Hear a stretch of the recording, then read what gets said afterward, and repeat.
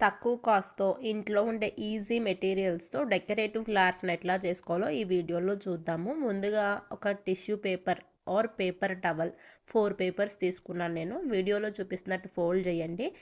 First పొడుగ్గా fold చేసి తర్వాత మధ్యకి ఫోల్డ్ చేయండి. కావాలనుకుంటే ఇంకా చిన్నగా ఫోల్డ్ చేసుకోవచ్చు. కానీ కటింగ్ కష్టం అవుతుంది.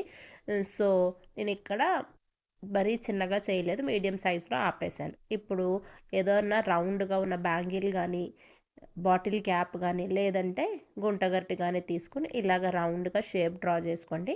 ఇప్పుడు సిజర్స్ హెల్ప్‌తో పేపర్‌ని కట్ చేయండి. మీరిక్కడ చూడొచ్చు హ్యాండ్స్ మారిపోయాయి. అంటే మా పుత్రరత్నం గారు దిగారని అర్థం.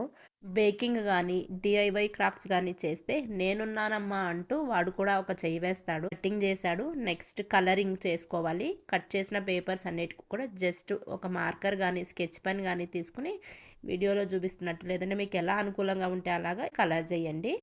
మేము ఇక్కడ బ్లూ కలర్ పిక్ చేసుకున్నాం. మీరు ఎట్లాంటి కలర్ అయినా పిక్ చేయొచ్చు. No issues at all. ఇప్పుడు వాటర్ తీసుకొని ఒక బౌల్లోకి తడిపినట్టు లైట్‌గా టిష్యూ పేపర్‌ని వాటర్‌లో ఇలా టచ్ చేసి పైకి తీసేస్తే టిష్యూ కదా వాటర్‌ని అబ్జర్వ్ చేసుకుంటది. మీరు చూడొచ్చు. నేను ఫస్ట్ ఒక్క పేపర్ తీసుకొని చూపించాను. మీకు ఒక పేపర్ కావాలంటే ఒక పేపర్‌తో చేయండి. అన్నీ ఒకేసారి చేయగలను అంటే ఒకేసారి ముంచేయండి. ఇప్పుడు ఒక గ్లాస్ గానీ, బౌల్ గానీ తీసుకోండి. అది ఎలాంటి మెటీరియల్ అయినా పర్వాలేదు. వీడియోలో చూపిస్తున్నట్టు మనం ముందుగా తడిపిన పేపర్స్ ఒకటి దాని తర్వాత ఒకటి ఇలా గ్లాస్ పైన స్ప్రెడ్ చేయండి. మీ దగ్గర పేపర్స్ అయిపోయేంత వరకు స్ప్రెడ్ చేయండి. నా సజెషన్ ఏంటి అంటే అన్ని పేపర్లు ఒకేసారి వాటర్‌లో డిప్ చేసే బదులు విడివిడిగా పేపర్‌ని డిప్ చేసి ఇట్లా స్ప్రెడ్ చేస్తే మనకి టాస్క్ ఈజీ అయితది. ఎందుకు అంటే అన్నీ ఒకేసారి తడిపేస్తే ఒకదానికొకటి అతుక్కుపోతది కాబట్టి మళ్ళీ దాన్ని సెపరేట్ చేయడం కొంచెం కష్టం అవుతది.